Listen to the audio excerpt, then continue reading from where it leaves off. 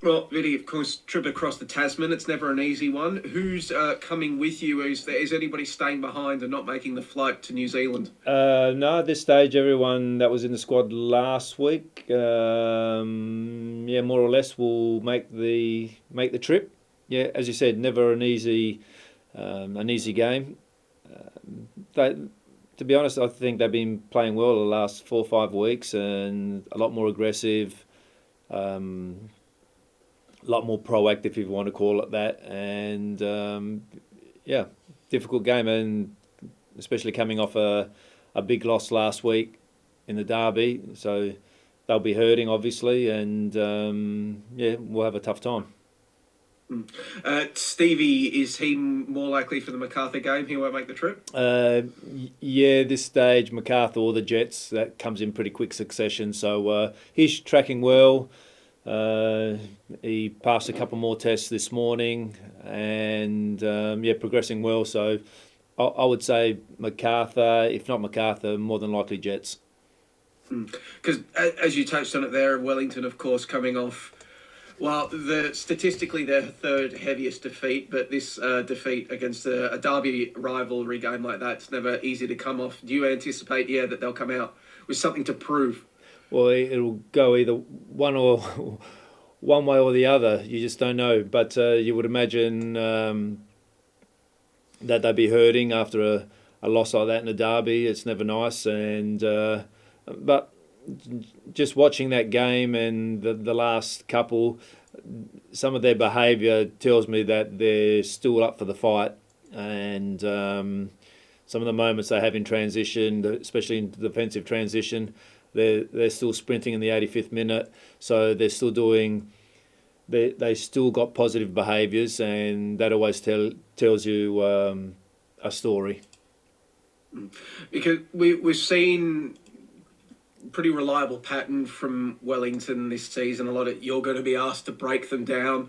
You had to battle to break them down at Amy Park the last time you played. Do you anticipate, well, maybe a slightly easier proposition, or well, not easier, I should say, but a bit more firepower to do it now that you've got, incorporating the likes of Marco Tilio, Max Caputo, and Matt Leckie back into your attack? Well, we're trending in the right way in terms of our attacking play. That's for sure. It hasn't been at the level that we will require, and for a number of reasons. But the last couple of weeks, it's certainly started to track in the right direction. So we expect that to continue to track in that direction. Yeah, and then as you said, Wellington, they're a good defensive team, and they're mixing it up. They've been more attacking, as I said, over the last 5 or 6 weeks. So it's always going to be a tricky game. We know that. So we got to be at our very, very best. We got to be concentrated for 100 minutes. We've had some lapses in the beginning of the second half, especially last week again. That we need to make sure that we get that right, and every individual has a responsibility to make sure that their intensity levels are at a high level, so we don't start in a negative way. So we're always still trying to fix things. We're still trying to make things better. We're playing some decent football as well at this point. So the way we train, the way we're trying to play, we're always pretty positive, and I can only see us getting better on a weekly basis. You mentioned there about you're not quite where you want to be attacking wise for a variety of reasons. I guess, do you have one biggest reason why you're not currently where you're at, and how are you going about addressing that? Oh well, there's a little bit of talent, as unquestionable, and then getting the ball in the right areas, and then when we have the ball in the right areas, just making a final decision. We get the ball in there quite often and pretty easily, and then it's about individuals making the right decision, and they're the things that we can show, but we can't teach. We're not the ones who are under pressure in the middle of the pitch or in the front third, and you just got to keep going in there. I think I said that to you some time ago, that even if you miss a goal, you miss a chance, you just got to keep going back in there and presenting yourself. The ones who run away and hide, and then that generally tells you they don't have the right temperament to play professional sport. So the ones who keep going in there and keep showing themselves, they're generally the guys that want to prove something. Do you think it's just, I guess, a matter of time and exposure to those circumstances that will bring players along? Because like the likes of Marco and Matt and even Max, their talent is apparent for anybody that's seen them. Is it just a matter of them getting the reps and figuring out how to ride the bike again, or remembering how to ride the bike again? I should say, because we saw the way that Marco finished on the weekend. Yeah, in a way, generally when the guys come back from injury, their first game is generally pretty good, and then they have a little bit of a dip, and then they just need some momentum and continuity, and generally that can take 3, 4, 5 weeks. So keeping those guys on the pitch is going to be very, very important for us, and just making sure that they keep completing minutes, and they'll get better as the more time they spend on the pitch. Because I guess with Matt specifically, the level, like his talent is unquestioned. We can see it, but his body has been letting him down over the years. And I guess a lot of Socceroos fans are looking at him and wondering about how he might be next March or even in June for World Cup qualifiers. Physically, do you think he's tracking at a level where he can be a difference maker at the international level, maybe next month or in June? Well, we like to think so, but we're also mindful of where he's come from and where he's got to get to this point. So he's still going to have moments, I'm sure, and I think if his body can hold up, he's very, very good. He's probably the best player in the league, in my opinion, and we saw that on Saturday night. So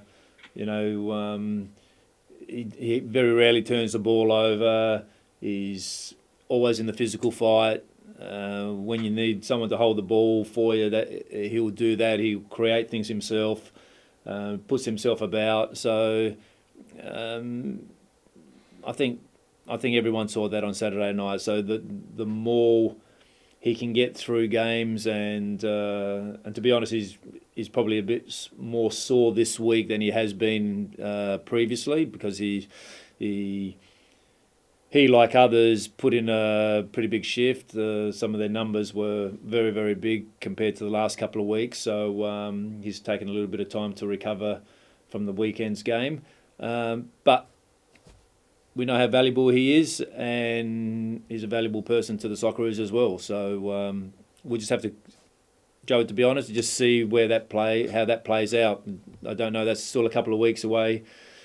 We've got this trip away. We're going to come back to Macarthur Friday week, and then another game 4 or 5 days later, midweek, against the Jets. So we'll see. Time will tell. And I guess, mate, I'll also just finish up. I know I asked you about Stevie before, but some of your other injured contingent, Lapane, Jonathan, I guess even Jego, do you have any sort of timelines on them? Yeah, Lapane played with the NPL on last Friday night, and got through that very, very well. It was a bit sore, but that's quite understandable, so that's good for him.